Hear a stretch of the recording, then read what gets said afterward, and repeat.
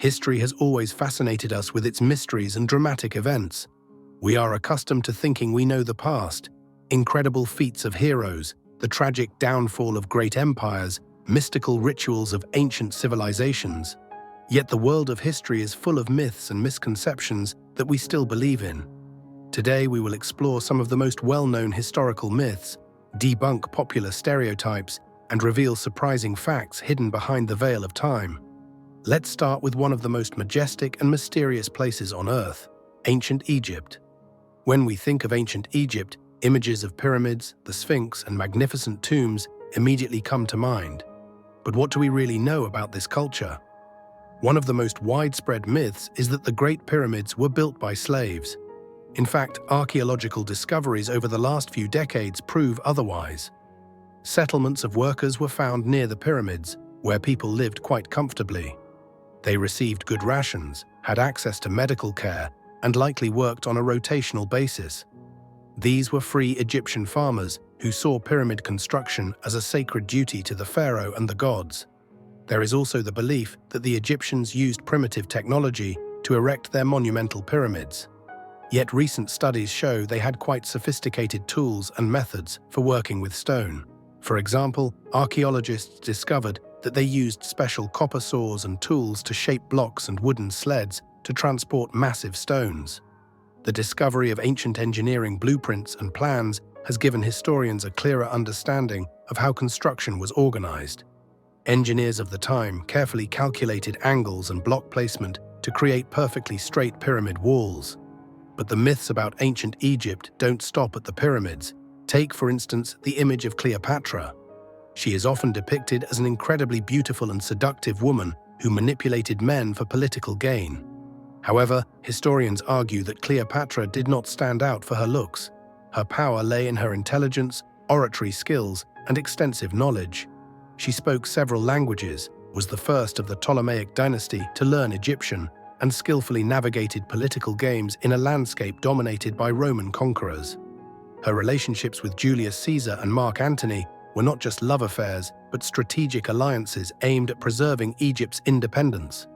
Moving forward in time and space, we arrive in ancient Greece. We often hear that the ancient Greeks were true democrats who valued the freedom of every citizen. But it is worth remembering that their democracy was only available to a small segment of the population. Women, slaves, and foreigners were completely excluded from political life. Greek philosophers like Plato and Aristotle openly supported the idea of limiting rights, believing that women and slaves lacked the necessary intellectual abilities to participate in governance. One of the most famous philosophical schools of the time was Plato's Academy, which laid the foundation for many important ideas in Western philosophy. Yet even in this place, where high moral values and philosophical concepts were discussed, there was no equality. Women and lower classes had no access to education and were deprived of many rights. Thus, ancient Greek democracy was more of an exception than a rule and served the interests of wealthy free citizens. Another story often oversimplified concerns the Trojan War. We all remember the myth of the Trojan horse, the gift the Greeks left the Trojans before attacking and destroying their city. This tale, described in Homer's Iliad, has become a symbol of cunning and strategic genius. However, there is speculation that the Trojan War may have been real, but Homer's account is a mixture of myth and fact.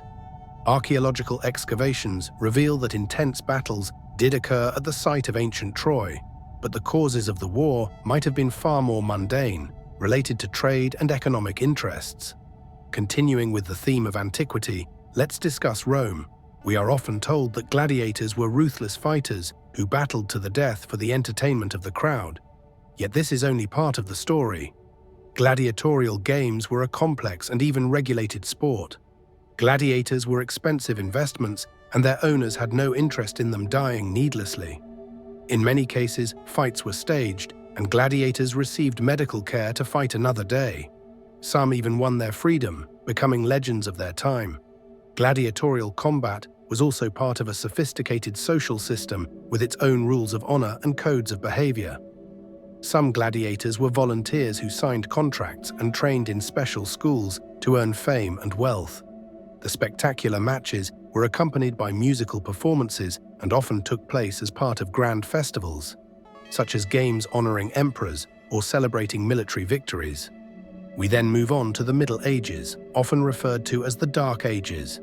In popular culture, this period is portrayed as an era of darkness, superstition, and relentless barbarism. However, the Middle Ages were actually a time of significant scientific and cultural achievements. Universities, Gothic architecture, the development of philosophy, and scientific discoveries all occurred during this dark era. Much of the knowledge from antiquity was preserved and expanded in monasteries and libraries. For example, Arab scholars translated and disseminated the works of Aristotle and Galen, enabling Europe to move forward toward the Renaissance. Scientific achievements of the Middle Ages extended beyond philosophy and architecture. This era saw advances in medicine, astronomy, and engineering. Islamic scholars like Avicenna and al-Biruni wrote works that were later translated into Latin and used in Europe. In astronomy, significant progress was made, with many scientists understanding planetary cycles and predicting eclipses. Gothic architecture was also a marvel of engineering. The construction of cathedrals with high vaults and stained glass windows required complex calculations and mastery. But historical myths aren't limited to ancient times. Napoleon Bonaparte is one of history's most famous figures, yet a myth persists that he was extremely short. In reality, Napoleon's height was around 169 centimeters, which was above average for Frenchmen of his time. The myth of his short stature arose from differences between French and English measurement systems and from caricatures created by his enemies, who depicted him as a dwarf to mock him. Napoleon was known for his temper and ambition, but he was also a strategic genius whose reforms in education and law had a lasting impact on France and Europe. The Crusades are also surrounded by myths. One of them is that they were purely religious wars between Christians and Muslims. In reality, the reasons for the Crusades were far more complex. Besides religious motives, economic interests, the desire to conquer new lands, and political influence played significant roles. Crusaders often formed alliances with Muslims when it suited them. The history of these campaigns is full of unexpected twists, revealing that even religious wars were driven by the logic of politics and profit. The Crusades left a significant legacy in culture and science. During these expeditions, Europeans borrowed technologies and knowledge from the East. For instance, Crusaders brought inventions such as the astrolabe, paper, and advanced construction techniques to Europe from the Arab world. The exchange of cultural traditions also fostered advancements in medicine and mathematics, but this process was filled with conflicts and mutual grievances, creating animosities that shaped relations between the East and West for centuries. Let's move to the Age of Exploration. How often have we heard that Columbus discovered America while thinking he had reached India? The truth is that even after several voyages, he never realized he had discovered a new continent. Furthermore, the Vikings reached the shores of North America 500 years before Columbus, establishing settlements in Newfoundland, which they called Vinland. But because their discoveries did not lead to significant cultural or political changes, they were almost forgotten. Columbus's discovery changed the world, but he never grasped the full scale of what he had initiated. The story of Columbus is also shrouded in mystery and controversy. Although he was a remarkable navigator, his expeditions were marked by cruelty toward the indigenous population. The conquistadors who followed brought diseases and destruction to the New World, leading to the deaths of millions. These events shaped global history and laid the foundation for a colonial era that lasted for several centuries. Now, let's return to one of the most romanticized periods, Victorian England. There is a belief that the 19th century was extremely conservative and morally rigid. But reality was much more complex. Victorians were fascinated by the occult, held seances, and had a keen interest in exotic cultures. The era's moral duality meant that while outwardly observing decency, people often broke these same principles in private. The Victorian era was also a time of social and scientific transformation. Thanks to Charles Darwin's discoveries in evolution, people began to rethink their place in the universe. The rapid development of science and technology led to the creation of railways, telegraphs, and industrial factories, making England one of the world's leading powers. Yet the gap between the rich and the poor widened, creating problems addressed in the literature of Charles Dickens and other authors. Finally, let's talk about another myth, that people in the Middle Ages believed the Earth was flat. In reality, the idea of a spherical Earth was known since ancient times.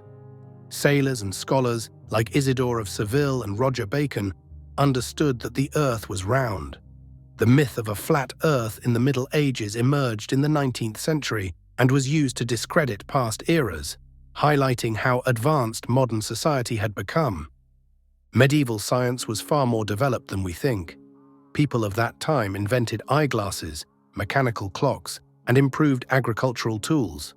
Gothic cathedrals were built using complex mathematical calculations and engineering solutions that continue to amaze us today.